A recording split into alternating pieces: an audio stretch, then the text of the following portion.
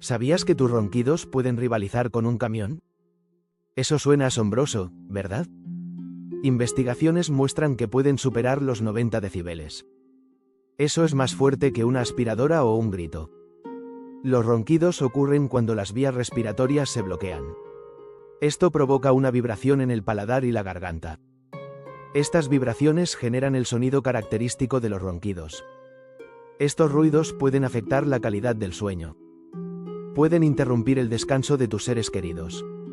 Imagina a alguien intentando dormir en la misma habitación. Alternativamente, piénsalo como una competencia de ruidos.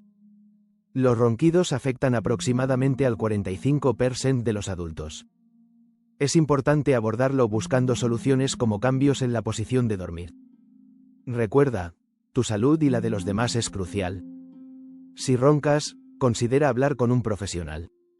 Deja de ser la maquinaria que atruena durante la noche. Si te gustó este vídeo, dale me gusta y comparte. Mantente alerta y duerme tranquilo.